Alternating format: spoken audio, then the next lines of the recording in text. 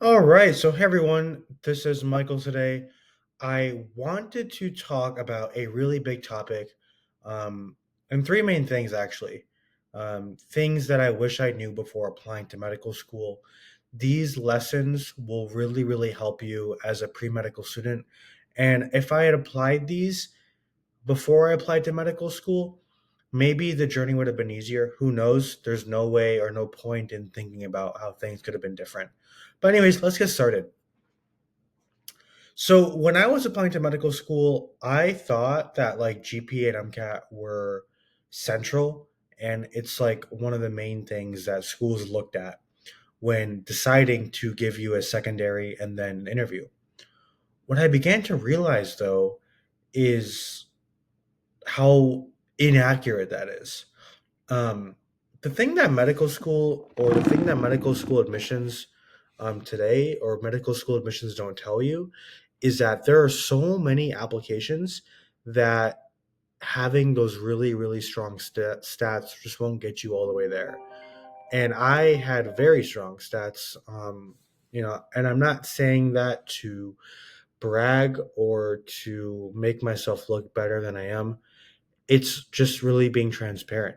My GPA was 3.98 and I had a 522 MCAT. But those are cool, but that's not going to get you into medical school and that's not going to get you an interview.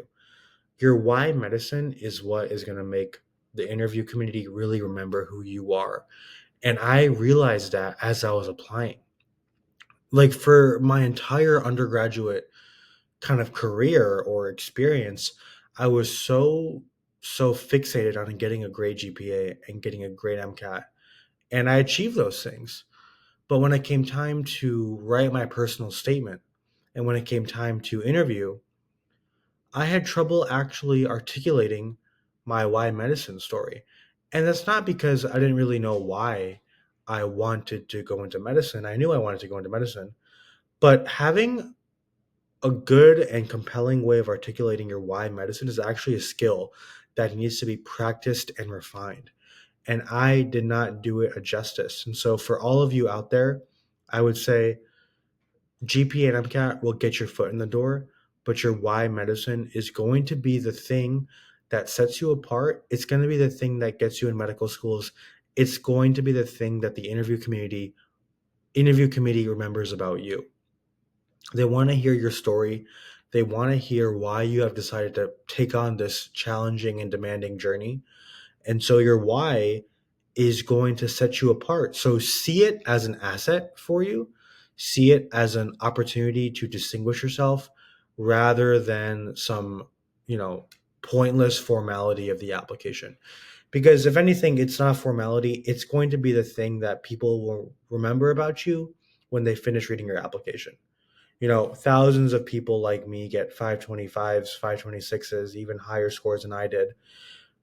But if you can't really compellingly communicate why this calling is for you or why this career path is for you, it's not going to get you very far then. And so, yeah, really think about your why medicine. Take some time to shadow, take some time to meet physicians, take some time to get a paid clinical experience and reflect on why exactly this career is calling towards you.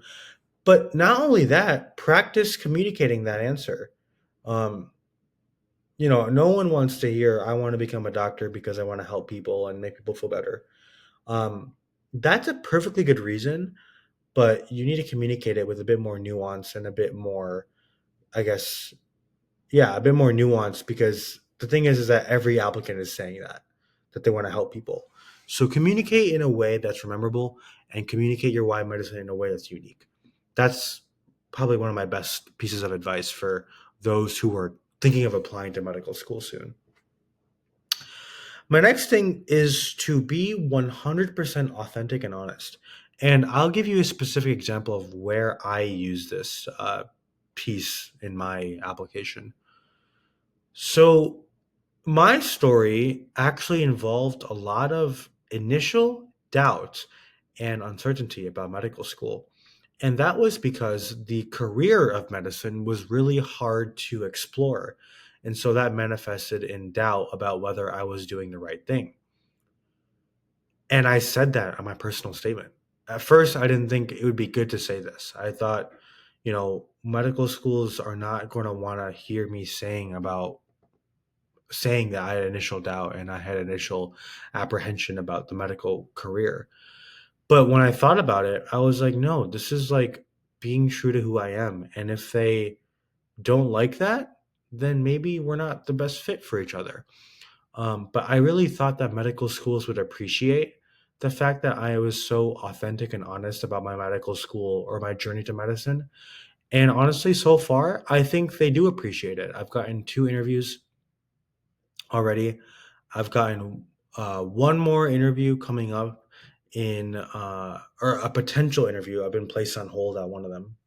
But I think so far, it's panned out relatively well about being honest and authentic about, hey, listen, I might not know, or initially I didn't really know whether medical school was for me, but I did some soul searching, I did some exploration, and now I am more sure than ever that medical school is right for me. So don't be hesitant about communicating your weaknesses or things that you struggled with, because that's what I did. And I am going to be communicating that in my interviews. And I think medical schools will appreciate my authenticity. It's refreshing when everyone acts like they were sure from day one that they wanted to become a doctor. So think about it like that. And think about it in terms of the fact that people just want to meet people and they want to have genuine conversations in the interview. And they want to be able to relate to people. They don't want just robots. Um, that advice, I think, will take you far. And the last piece of advice is once you write your personal statement and once you write uh your secondaries, forget about it. I had many sleepless nights where I was like, oh, I should have worded my this paragraph like that, or I should have mentioned this in my secondary. But the only thing that does to you is give you stress, and it's not productive at all. And so for those of you out there who are going to apply soon or going to apply next cycle, write it and try your best on your personal statement and secondaries. But after hitting that submit button, forget about it because it's over and you can't change it. And that's going to be the best thing you can do for your mental health.